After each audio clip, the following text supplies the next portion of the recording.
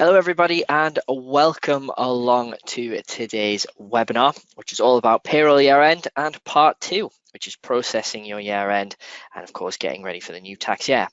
My name's Calvin, and I will be one of your hosts and presenters today. And as you can see, alongside me is Duncan.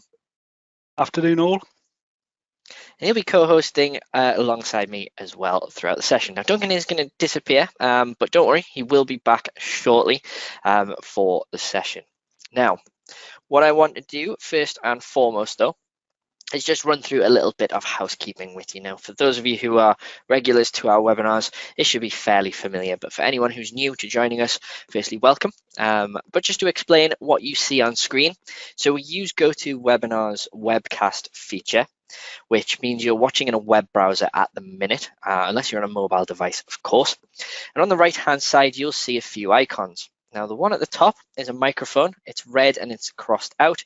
Now, you can't do anything with this. It's muted and it's muted automatically and can't be changed.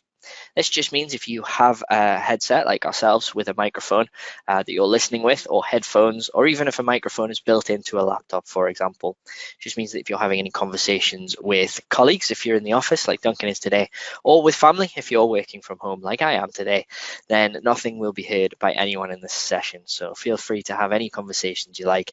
You don't have to sit there in silence.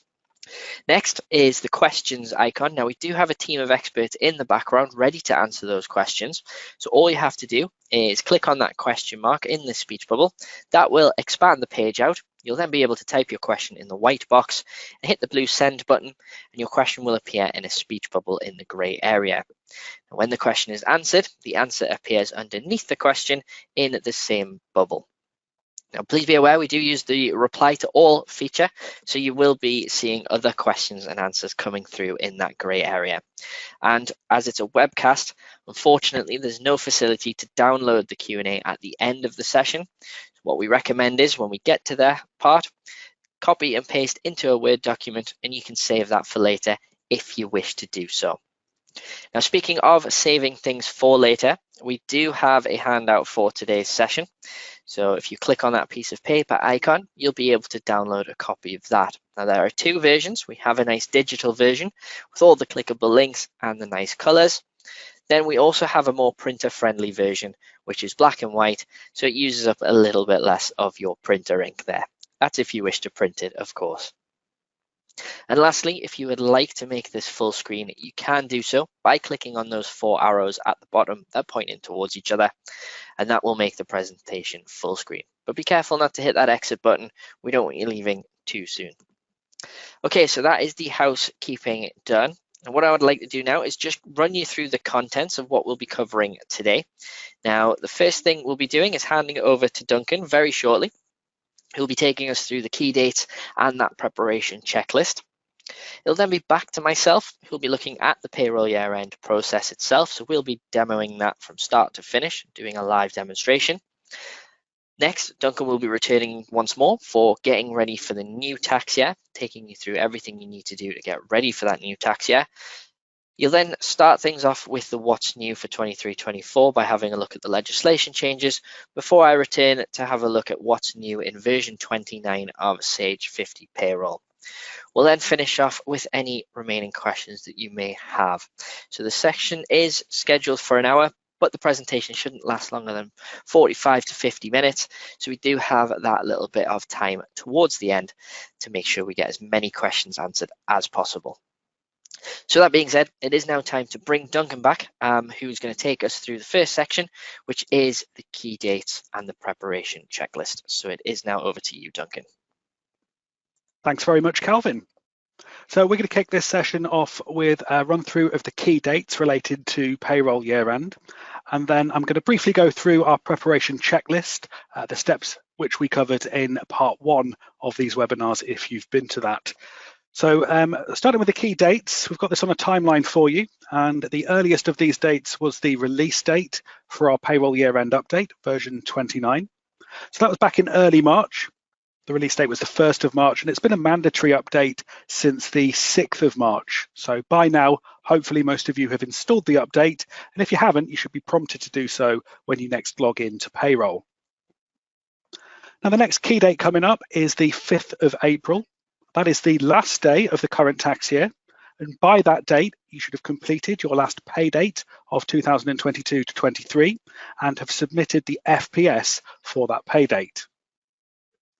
Any pay date that lands on the 6th of April or later falls into the new tax year, as that is the first day of 2023 to 24. So by that point, you should be ready to start processing your first period. We've then got the two year-end deadlines. So the 19th of April is the deadline for your final submission of the current tax year. And that has its own step in the year-end process. It's an EPS, and Calvin will be taking you through that in the demo coming up. And then the second deadline is the 31st of May. So this is the date by which you must have given a P60 to all employees that are still employed by you as at the 5th of April. So if they have a leaving date before the 5th of April, they wouldn't get a P60, they'll get their P45 instead. So those are the key dates to be aware of. Let's now quickly run through the preparation checklist. And as I say, if you've been to part 1, you'll know all about this. So things to check before you start the year-end process are, number 1, make sure you've installed the year-end update. So you can check your version number by clicking Help and then About, and checking the version in the Program Details section. As long as that starts with 29.00, you can tick that step off. Step 2 was to process and update all periods within the 22 to 23 tax year. So check your calendar, work out what your last pay date of the tax year will be. Step 3 is to process leavers who have left before the 5th of April. And you'll have done this at the time they left usually, but it's a good time to check through and make sure you haven't missed anyone, or there isn't anyone that's perhaps left in the last period of the year. So make sure you've run the leaver wizard and you've entered their leave date if they've had their final pay. Step 4 is to submit your FPS for that last pay date, and if required, an EPS for month 12. For example, if you've reclaimed any statutory payments or you've been paying apprenticeship levy. And the final step is to ensure that you do have a current backup of your payroll data. So assuming you've done all of that, you can then move on to the year-end process. And this is where we're going to bring Calvin back, as he's going to take you through the full end-to-end process with a live demo. Back to you, Calvin. Thank you so much, Duncan. So yes, let's have a look at the payroll year-end process. If we just bring my screen back on there for you. So the payroll year-end process, thanks to RTI, is a lot more straightforward than it used to be. So what we'll do first of all is we'll have a look at that process within the presentation. It's a bit of a screenshot and we'll have a look at it in a nutshell. And then we'll jump into a demo and we'll run through a live demo of the payroll year-end process from start to finish. So exactly as you would do. So you can see on screen here, we have the process map that you'll find in your program, which you'll see a little later on. And it has 6 boxes. You follow those 6 boxes from left to right, clicking on each one as you go through. The first one is changing the tax year, or choosing the tax year. Of course, you'll need to make sure that says 22-23, but again, we'll show you that a little bit later. Next is your final submission. So I know Duncan mentioned that earlier. This is your final submission at this particular point. So if you've finished your final pay run, the FPS that you sent was not your final submission. The one that you do through this process is, and as Duncan mentioned, you do need to submit that by the 19th of April. Next is your P60s, which again, Duncan mentioned earlier on, they'll need to be distributed by the 31st of May. Now we do have a slide after this that I do want to go through in a bit more detail when it comes to P60s, because you'll see there are a number of different ways to produce those. So we'll go through those in a little bit. Next is backing up your data, and a very important task when it comes to doing anything on Sage 50 payroll. Always back up your data, and year end, of course, is no different to that. Ensure that you have a backup of your data, and then make sure that you have that available if you need to use another PC as well. Next is to complete your year end. Now what this does is it simply clears down the year-to-date values, brings them to 0, moves you on a day, and gets you ready to start anew in the new tax year. Now, please be aware, don't worry, there is no loss of data here. You can access the historic data at any point in time simply by changing your process date to one of those in that particular tax year, and you'll be able to access that information without a problem. So it just clears it down ready for the new tax year, archives the old stuff so you don't lose it. It's just a case of bringing the values to 0 so you're all fresh, ready to go for the new tax year. And lastly is to distribute your year-end returns. Now this is simply something that you would do external to the program, and it's just a friendly reminder to pay your HMRC bill and of course distribute those P60s. Speaking of P60s, did promise a little bit more info, and we are going to demo a couple of these. So there are 3 ways you can both produce and distribute your P60s. The first way is the online P60s, which is to upload those to our new Sage HR online services, which we will be demonstrating today. The second one is if you email your payslips, you can email your P60s in exactly the same manner. So from Microsoft Outlook, or of course webmail, which is a Google Mail or Yahoo Mail, for example. And lastly, you can still print your P60s as well. Now, a quick note on printing, you don't need any stationery anymore. So HMRC nor ourselves supply P60 stationery any longer. The reason for this is when you print them onto plain paper, they will come out exactly as the stationery looks, as you can see on the right-hand side of this slide. And we'll show you that in the demo as well. So if you're printing, you don't need any stationery. You can print these directly onto plain paper. So with that being said, I'm going to jump off camera now because we're going to bring up our program and we're going to jump into the demo just so you can get a good look at what we're doing. So here we are in Sage 50 Payroll. Now the first thing we're going to be doing before we start the year-end process is making sure our process date is set as the 5th of April. Now it doesn't mean you have to wait until the 5th of April. You just need to make sure that process date is set as the 5th of April. So you can see in the bottom right of my payroll down here, we currently have our process date as the 14th of March. So that means we're going to have to go to payroll, then change process date and select the 5th of April, which is here. There we go. Of course, you can type that manually. I prefer to use the calendar. Click OK. And then you'll notice down in the bottom right, it has now changed to the 5th of April. Once we've done that, we can click Payroll Year End in the bottom left. And you'll see that process map as we showed earlier in the presentation, sorry. We're in the demonstration right now. So the first thing we're going to do is click on the first box, which is to choose the tax year. So let's go ahead and do that. We do get a message. This is just asking, do we want to include all of our employees? The answer is yes, we do want to include our employees in this process. So we'll click yes to that message. And you'll see we do get this window appear here. Now, the tax year is already set for us to 22-23, and the report date is the 5th of April. If it says anything other, you can change it, but it should default to the correct tax year and the correct report date for you. Now, if your PAYE scheme is ceasing to trade or coming to an end, you can enter a cessation date in this section.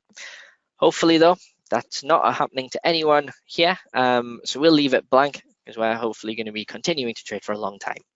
So we'll click OK, and you'll see we get a nice message there that just says they're changing the tax year to 22-23. Click OK to that, and you'll see our tax year chosen has now changed to 22-23. The next step is now internet submission. So let's go ahead and finish our final submission. So if we click on that box now, don't worry about the big red warning. You won't get this. This is simply because we're not submitting to the real HMRC due to being in a classroom environment. So we click continue, check that our details are correct, click submit. And it's this page that I want to call out just a couple of things. So I mentioned earlier that your final FPS, so when you finished your final pay run and you submit that final FPS, it says no for the final submission of the year. That's correct, because that's not your final submission. You'll notice here that final submission for the year is now saying yes. This EPS or employer payment summary is your final submission. It doesn't carry figures, it just simply draws a line in the sand, informing HMRC that you're now done for the year, ready to start the new one. So it's just letting them know that you've already done your previous submissions for the full year and that you're ready to go for the new tax year. So that was one of the improvements the RTI brought in, which is you're constantly reporting all through the year, and this is now just saying that you're up to date and you're done. The other thing I want to draw attention to is because we do get asked a lot about this. In your final submission for the year, you'll notice that employment allowance does say not applicable, or N/A. Now this company that I'm in now is eligible, for employment allowance, but it says N/A because this is correct. You claim employment allowance at the beginning of the tax year, so you'll have already done that, and HMRC will already be aware that you're claiming employment allowance. Therefore, it's not applicable in this particular submission. Now, Duncan does go through employment allowance and how to claim that later in the session, because it is something you do at the beginning of the tax year as part of getting ready for the new tax year, rather than at the end, which is where we are at the minute. So once you've done that, click submit, and your submission has gone through, and that is it. So that is your final submission now completed, and we're already a third of the way through the process. The next step is your P60s. So as I mentioned, there's a few different ways to produce and distribute, and you can do a mixture of each. So you're not stuck with one particular method. You can do some online P60s and you can print some, which is the example we're going to do. You can email some, print some, email some, online some. So there's a variety of different combinations you can do. So you're not stuck with just one. So let's go ahead and click the P60s box. You'll see here we've got our options. We're going to look at printing first. So we're going to go ahead and click print/email. Now, if you are emailing, you would just select the drop down, select email, and then hit the email button, and that will email the P60s in exactly the same way as if you're emailing payslips. For printing, we'll select print. Now, I do want to preview these reports before we print them. So I'm going to tick that box, then I'm going to click print. Now, we are going to get this message appear. Now, the reason I've got this message is because some of my employees are set up for online P60s for that particular demonstration. So it's asking, do I want to include these? So if you are doing a mixture of online P60s and printing, those that you're printing for will not be set up for Sage HR Online Services. So you can then click no to this message, and that will just deselect any employees who are currently set up for online services, and it will only print those for those employees who are not. Now, because all of our employees are set up, if I click no, I wouldn't get any P60s appearing. So I'm going to click yes and include them anyway. There you go. We have our P60 on screen, so they will print exactly as you see. Now, one thing I want to call out in this, which is a little bit of a sneak peek and a spoiler alert almost for later in the session, but one of the new features of version 29 is that the forename is now the full forename rather than just the initial, as it was in previous years. So rather than saying E1, it now says employee 1 on our P60. Scroll down, you'll see that we have all of our employees. So there's the employees who are entitled to a P60 available here. You can export these as a PDF if you wish to, or you can go ahead and just simply print them from here. But that is the printing options. It's nice and straightforward. There's nothing too much to worry when it comes to stationery because they will print as exactly as you see on screen here. So we'll close that. It's now time to go ahead and let's upload some to Sage HR Online Services. So if we click upload, we will get our employees appear. So these are all of the employees who are set up for online services, which you can see as all of my employees. You can obviously deselect some if you wish. We are just going to highlight all of them though. We're going to go ahead and click upload. Now the upload process can take a variety of time depending on how many employees you have, what's your internet connection like, etc. And they do upload and publish immediately with Sage HR Online Services. So if you want to produce upload these at a later date, what you would do is skip this step, then come back at that date and then produce your P60s and upload them. As you can see, we have now successfully published our P60s. So our employees will now get a notification email to say that their P60 is ready to access. So if we click Access Online Services, that will bring up a web page. If I just bring this over, we'll then need to pop in our email address. which is for our Sage ID.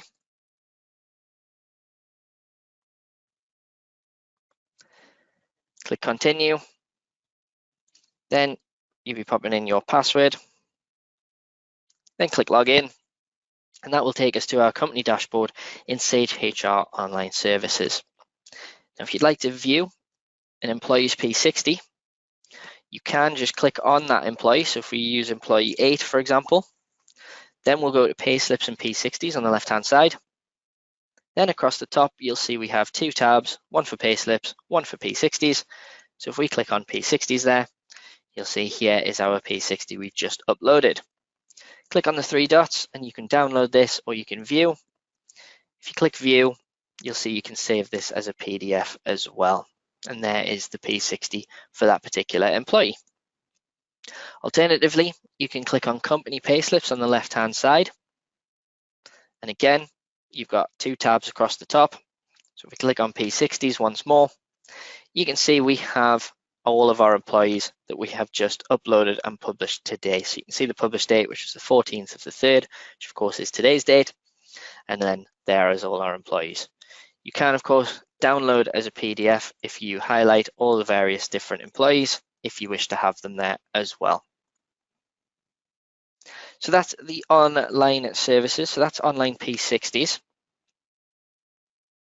So if we do close that now, because we've produced and distributed them, you can then go ahead and tick the box to say that you have produced your P60s. Then click close. And that is the 3rd step done. Now the P60s is arguably the longest step on this process, and we're already halfway there now. So the next step is the backing up of your data, which I'm hoping is a process you guys are very familiar with. So we click on the box, we get the backup wizard. So we just click next. The files we recommend you back up are highlighted by default. So then just click next again. Here is where you'll be able to save your backup to a specific location. And this is where I advise having those backups either on a removable hard drive or a cloud storage-based system. That way you can access those backups from a different computer should anything go wrong.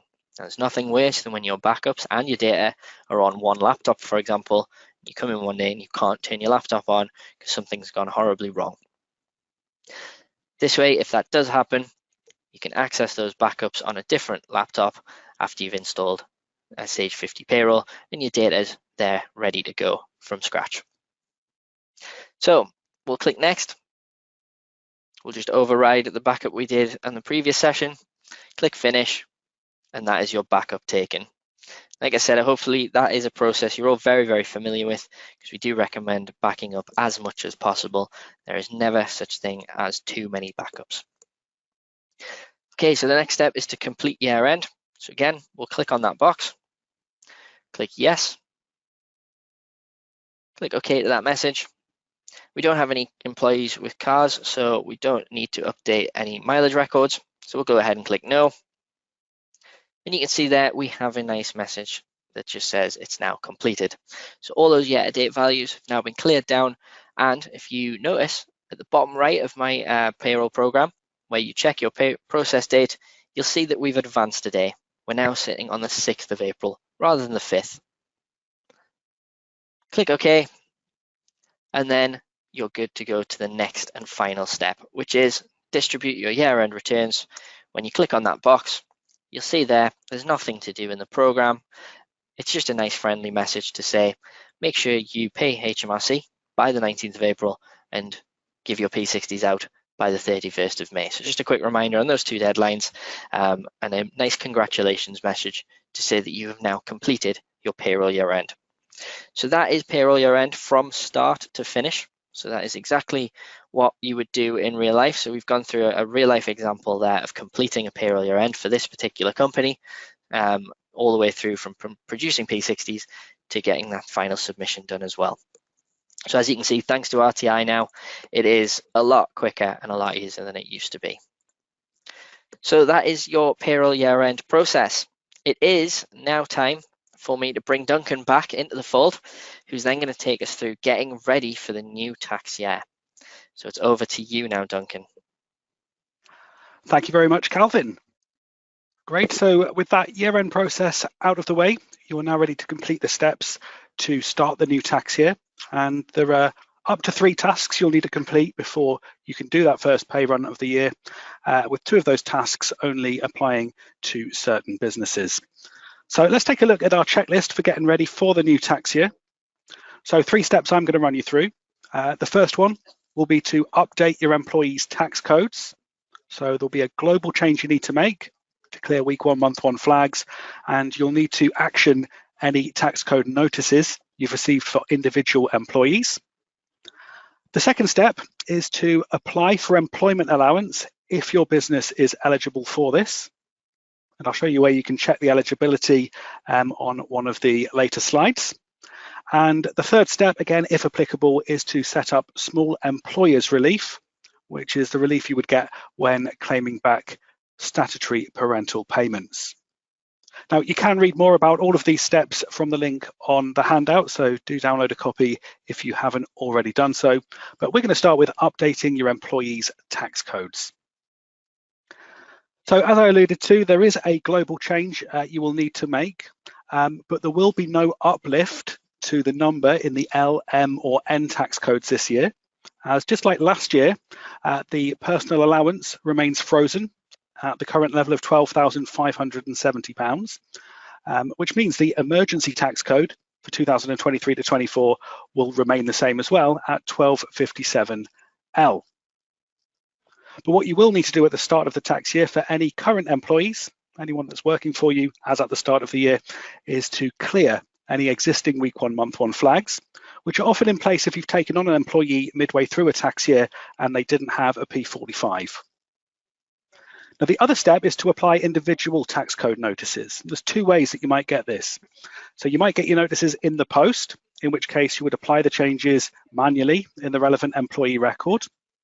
Or you may receive these notifications electronically. So you might be signing into your PAYE online account to view the notices, but you can actually view them in Sage 50 Payroll and apply them directly to the relevant employees using the IR Secure mailbox. So we're going to take a look at this process now in the demo. So if I just bring the slides down and make this full screen for you. First thing I will point out is that my process date has been set into the new tax year.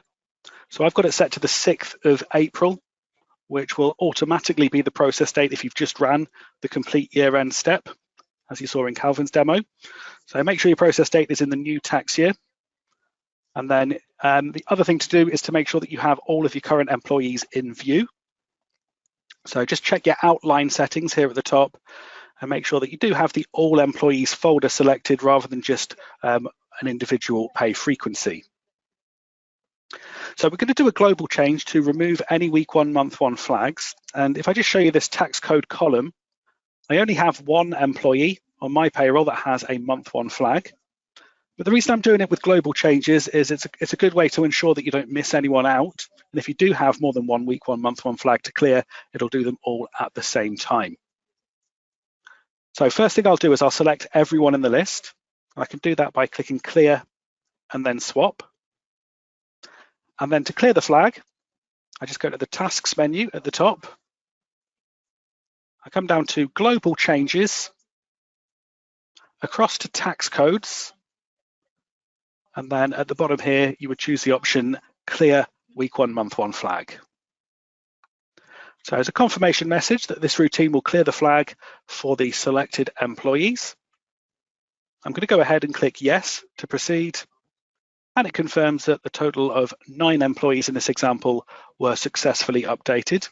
And if you keep an eye on this tax code here, as soon as I click OK, you'll see that the month 1 flag has been removed.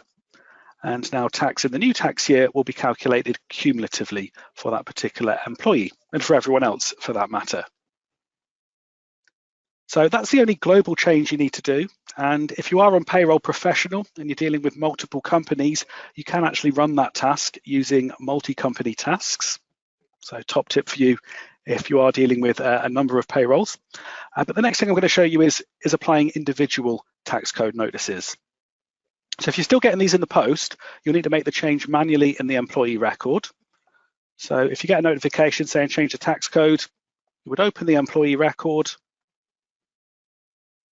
You would go to the Employment tab, and where you see the existing tax code, there is now a little plus sign next to it where we can queue up any new tax codes that will take effect in the future. So I can click onto plus, I can add the new tax code that's come through. So let's just say it was 1260L, and then we can put in the effective from date. So if it's a P9 notice, effective from date will be the 6th of April, the first day of the new tax year. And if I click OK, that is now in use because my process date is set to the 6th of April or later. And you can see that that has now changed on the employee record. So what this means, because they're date sensitive, is you can apply tax coding notices before they're due to kick in, because they won't come into force until that effective from date. And that might come in handy if you're receiving a lot of notices electronically, because you can go ahead and apply those notices as soon as you get them. So let's look at that process now. So if you have enabled electronic tax coding notices with HMRC, you can receive them directly into your software. And to do this, you would go to the e-submissions tasks, and you would then open the IR secure mailbox. Now, depending on your settings, it might automatically connect to your mailbox and start checking for new notices. But if it doesn't, you will need to click on this new mail button at the top. And when you do that, you'll see a progress bar that moves across the screen as it connects to the mailbox and downloads any new notices. So here's one I created earlier. We've actually received a couple of P9 notices. So they came through at the end of February. They relate to 2 of my employees.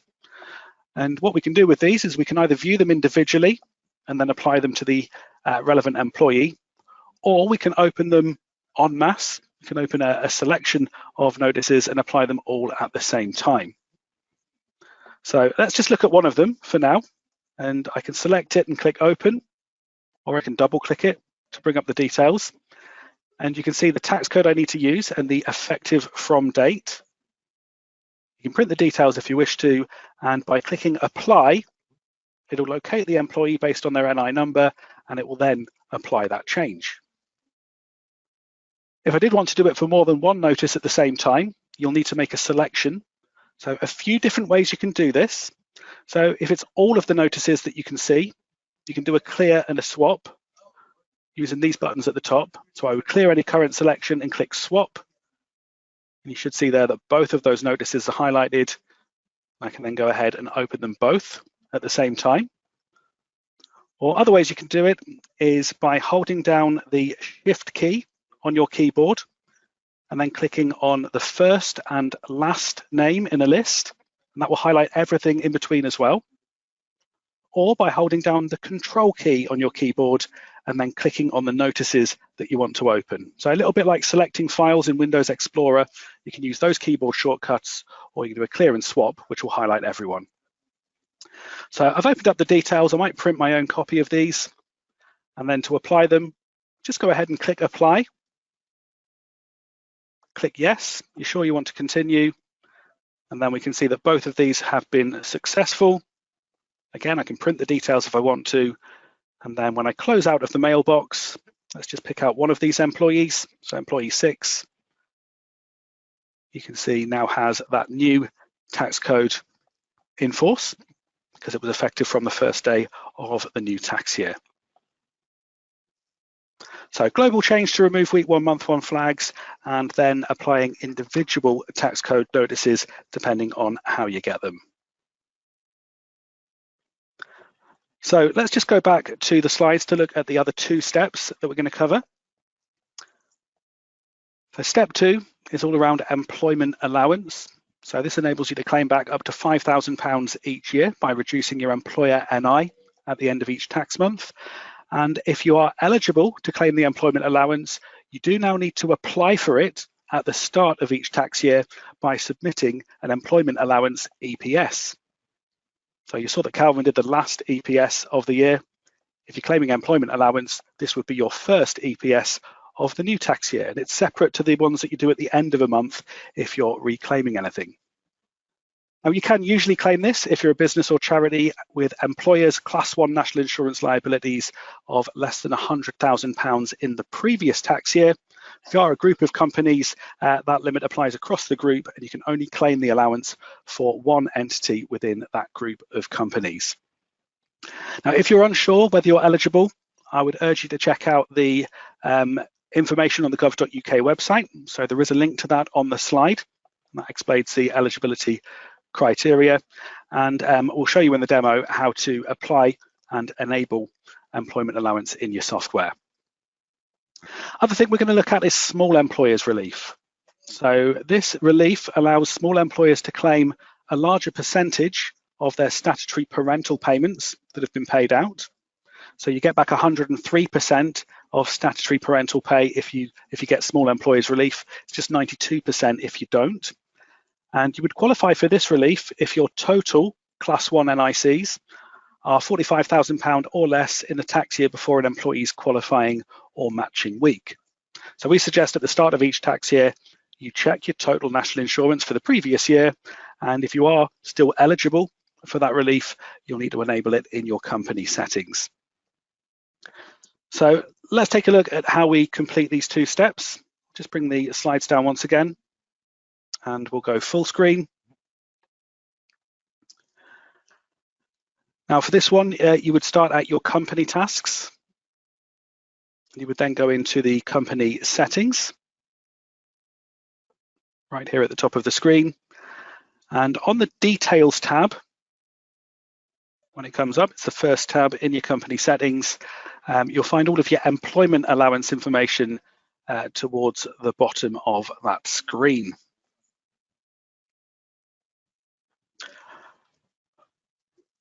Which has eventually just popped up for me. So there's my company settings, and the option to apply for employment allowance is here at the bottom. Now you'll only see this if your date is in the new tax year. If you've still got your date in the previous tax year, it'll already be set up if you're claiming it, and there'll be a tick in this box. As soon as you move into the new tax year, you need to apply again. So you would start by clicking on this button, and then you'll need to answer a question confirming whether or not de minimis state aid limits apply to your business. So there's some guidance on this again on the gov.uk website, and due to the changes that came in with Brexit, the state aid limits would only apply to businesses located in Northern Ireland. So if you're not located in Northern Ireland, for this question, state aid limits would be not applicable. Now, if you are in Northern Ireland, state aid limits may be applicable, so you would choose applicable, and you would choose the state aid sector that applies to your business. But for full details on what all of that is, do check out the guidance on gov.uk. So in this demo, I'm choosing not applicable. I then need to submit my EPS. So I'm going to click onto submit. It comes up with the employer payment summary screen. I can check my details, and then you can see on this one, the employment allowance flag is set to yes. So you just do this once at the start of each tax year. I can go ahead and click submit to send that to HMRC. So once the progress bar has moved across, you'll get your confirmation that the submission was successful, as you can see just there.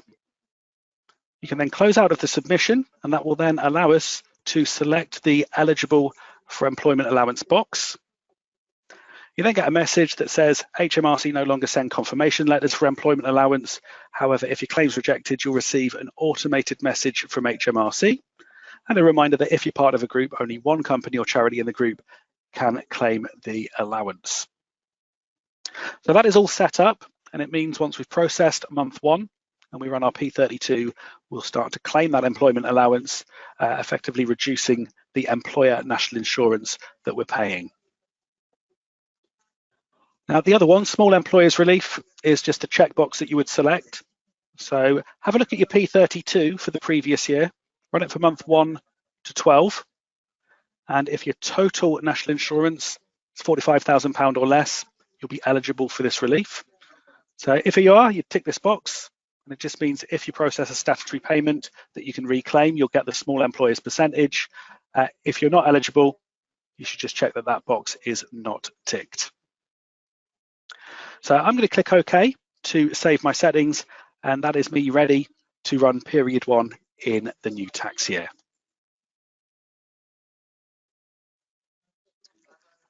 So moving on to the next and final section of the webinar, I'm going to start this one off before I hand over to Calvin, and we're going to take a look at what's new for 2023 to 24.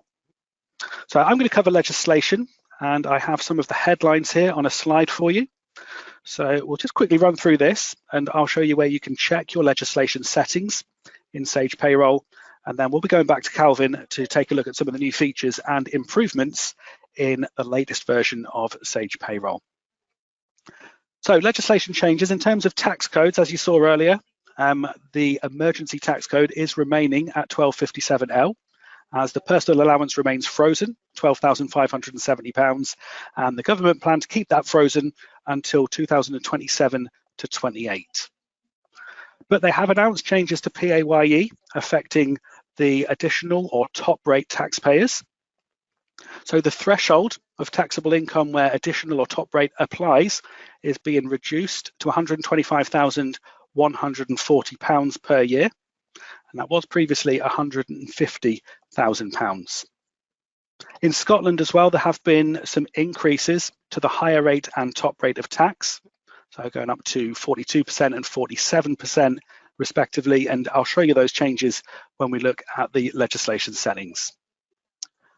Next up, national insurance. So after all of the changes that were made in 2022 to 23, there are no changes so far for bands and rates for national insurance, so they remain the same as what they ended up on at the end of the previous tax year. Minimum and living wage rates increase with effect from the 1st of April. So for employees entitled to the national living wage, that's those aged 23 and above, the minimum rate will be £10.42 per hour, and there are also increases to the rates for the other age bands. In terms of statutory payments, SSP, statutory sick pay, increases to £109.40 per week, and the standard rate of parental payments is £172.48 per week, or 90% of average earnings if that is lower. Some of the student loan thresholds have been increased. So you can see the thresholds on the slide there for plans 1, 2, 4, and postgraduate loans. But for automatic enrolment, the upper and lower threshold and the earnings trigger remain the same as they were in the previous year. So you can read more about these changes by following the link on the slide. But if you want to see the changes for yourself, we can show you that in the program. So just returning to the demo once more. As long as you have your process date set into the new tax year and you've installed the year-end update, all of the changes to legislation are built in to the legislation settings, so nothing you need to do except for the changes to tax codes. So you can go to Company and then Legislation here on the left-hand side to view the legislation settings for the new tax year. And for PAYE, it's confirmation there that the additional rate, the 45% rate, in England, Wales and Northern Ireland, you can see the threshold has come down to 125,140. And the changes in Scotland, as well as that threshold, the rates for higher rate and top rate are going up 1% each. So from 41 to 42 for higher rate and from 46 to 47% for that top rate. You can view all the other legislation thresholds and rates by clicking on the various tabs.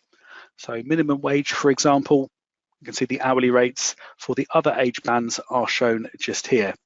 And if you do use the minimum wage check feature, you should be alerted if you are paying employees below these rates when you go into the enter payments screen. So just wanted to show you how to check that. There's nothing you need to do with that. Don't change them. It's all built in to the program. And that is a roundup of the legislation changes for 23 to 24. So it's now time to bring Calvin back, and he's going to give you a look at some of the new features and improvements in version 29. So back to you, Calvin. Thank you so much, Duncan. So yes, let's have a look at some of the new features and improvements in version 29. So version 29 does of course include all of those legislation changes that Duncan showed you just there, but there is a couple of other things that we'd like to let you know about. So the first one is that the nominal link now includes Sage Business Cloud Accounting. So now you can set up the nominal link specifically for Sage Business Cloud Accounting if of course you have that particular accounts product. What this does is then exports a file out that you can then simply import into Sage Business Cloud Accounting. So it doesn't affect any of the other nominal links. It's just an additional thing that you can now link Sage 50 Payroll with. Although there still is the export and import aspect of it. Next is there's some new company analysis fields to record any company specific information within a company settings. This is ideal for anyone who is having custom reports built, for example.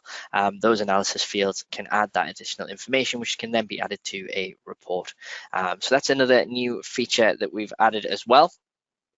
We also have year-end submission has been added to multi-company tasks. Now this is for those of you with Sage 50 Payroll Professional who use multi-company tasks. You can now do that year-end submission for multiple companies at once. So when we went through that step in the demo earlier, it was step 2, sorry. Step 2 it was, which is your year-end submission. I got there in the end. You can now do that particular step for multiple companies at once as well using multi-company tasks. You can actually produce P60s via this as well. The next one we showed you a little earlier, so this was the sneak peek, which is the P60 layout now includes the forename instead of just initial. So we showed you it said employee 1 rather than just E1. So that is one of the new features of version 29 as well. And lastly, we have our improved help options. So this is a really, really good feature that allows you to get the help you need directly from within the program. So what I'd like to do is I'm going to jump into the program itself now and just show you a couple of these features in Sage 50 Payroll as a demo. So we'll jump off camera again, just so that you guys can get a closer look at our payroll program. Now here we are, we've just finished our payroll year-end process, as you know. Just as a top tip as well, when you come out of your payroll year-end process, your layout might look like this. Now if you want to change it or you're not sure why, click on change view at the top and then go to employee list. That is of course if you like having the layout with just the employees on. Completely personal preference. There's nothing wrong with either or. Depends what you prefer. So the first thing to have a look at is that nominal link. So if I go into company in the bottom left, and then we'll go to nominal settings. You'll see currently we've got it set for Sage 50 accounts. Sage 50 Payroll does link directly into Sage 50 accounts. There's no importing or exporting. It brings the figures straight through to both. But for Business Cloud, if you have Sage Business Cloud Accounting, click on the drop down, select Business Cloud Accounting, then all you need to do is set up your nominal codes and you're good to go. And that will then export a file out when you run the nominal link, which of course you can then directly import into Sage Business Cloud Accounting. So you no longer need to manually import all of the different figures. You can just import a file. So that is the nominal link. The next one I wanted to show you was the multi-company tasks. So if you have Sage 50 Payroll Professional, you can go to company again in the bottom left. And this time you can go to multi-company tasks in the top left. This message is just asking to make sure that you've taken a backup for all of your companies. As I mentioned earlier, backups are extremely important and we can't stress that enough. It does actually help with troubleshooting issues as well. So please continue to take as many backups as possible. Click OK. And there you can see the list of our companies in here. All you'd have to do is follow through steps. So step 1, select the task to run. So if we click the drop down, select eSubmissions/RTI. The task underneath, we have 3, so you can either submit FPS data for multiple companies, check the eSubmission settings, and now you can also run the year end. So if you highlight year end, then it's just a case of selecting which companies you want to do this for, and then hit run task, and that will then run that task for all of those companies at once. So a real time saver if you've got Sage 50 Payroll Professional and you've got a lot of companies to do. So you can see there, nice and easy and very quick as well. So it saves you a lot of time, this feature. So we'll close that down now, because the next one I do want to show you, because we've already shown you the P60s, is the improved help options. So you can access help directly in the product. All you need to do is click on the help icon at the top here. However, what I do want to show you is the way that the help feature within Sage 50 Payroll now brings up the help relevant to where you actually are in the program. So it makes it a lot easier to find the right help. So we'll jump into an employee record just to show this off. Click on the absence tab, and you'll see here we have one of the help icons in the top right. So if we click on that, up pops a page with a variety of different guides, all to do with employee absence. So it knows we're in the employee absence tab, so it knows we're looking to process some form of absence, or I need help with absence. So then it offers all of the various guides to do with employee absence. You can, of course, search for more specific questions as well at the top. Check the guides out, and if you desperately need us, you can scroll all the way to the bottom and you can contact support. So you can get access to support directly through the product now as well. So the contact options are there. We also have access to Sage City, as well as all of the various guides as well. And because it's payroll year end, we have got the payroll year end hub available there as well.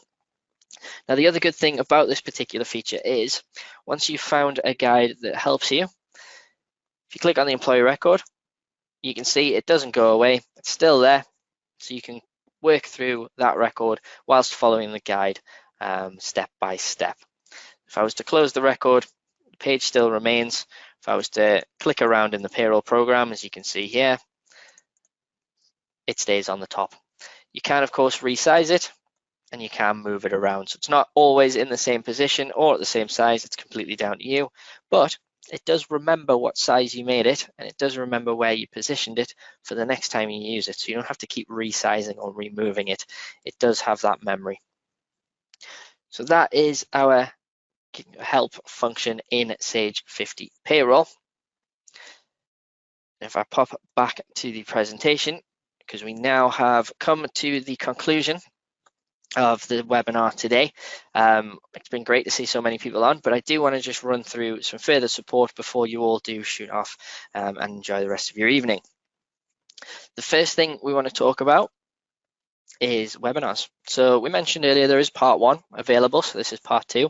We do have a couple of part 1 sessions left, and there is a recording to watch if you haven't quite got round to joining us, and that is all to do with installing your software and preparing for year end. So the steps you would do prior to what we've shown you today.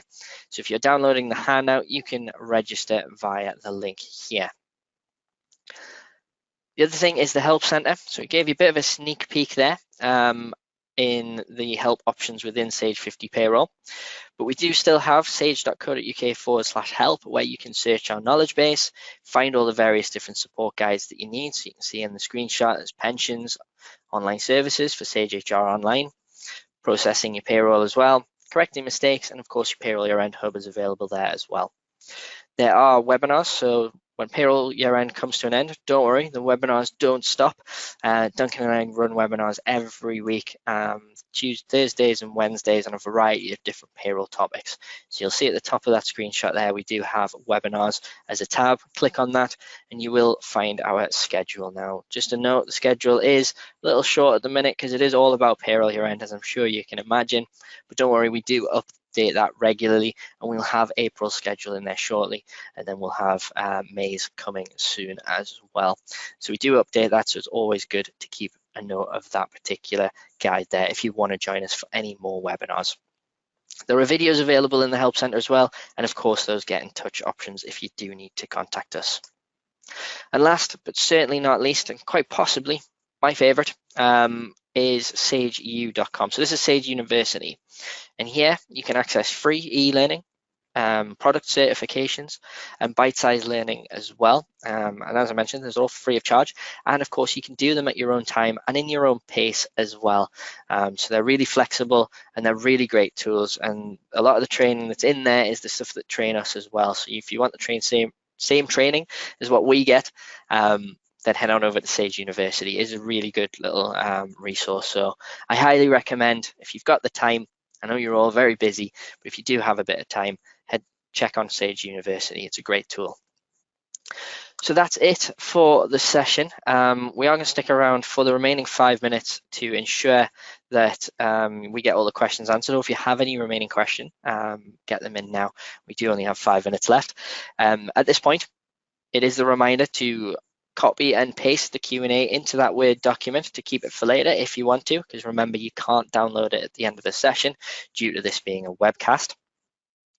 Now, the other thing I just want to mention, if you are leaving us at this point, and of course when you do leave us, is you will be directed to a short feedback survey. Now, this is something that both Duncan and myself really pay attention to and really appreciate you guys filling in. It means the world to us to get your feedback, because it means we can make these webinars as engaging and as informative as possible for you.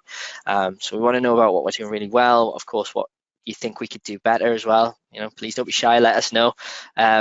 We always want to make improvements. As an example, we've got some great feedback about the webcams, so we've decided to keep them on as well for this session. So again, feedback is really, really important to us, so thank you so much. And I know you probably hear that line whenever you contact organizations, but it truly does mean quite a lot to both Duncan and myself. So we do appreciate that. So that's it. I'm going to jump off, help the guys out with questions, and we'll be back at 4 o'clock to wrap things up. In the meantime, look after yourselves. I'll see you soon.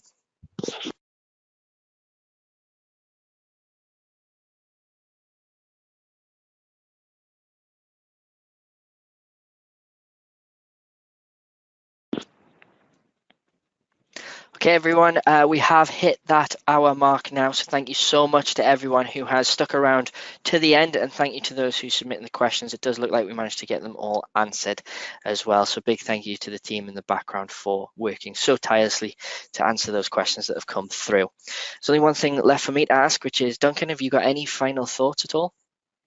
I'd just like to thank everyone for joining us, and I hope you have a smooth year end and a happy new tax year. Brilliant, and I echo that as well. So happy new tax year to everyone in the coming weeks, and hopefully it goes nice and smoothly for you. So that's everything from us now. Thank you so much again. All that's left for me to do is to wish you a wonderful evening. I hope you're looking after yourselves out there, and hopefully we'll see you in any future webinars. Thanks for watching. I'll see you soon. Bye-bye.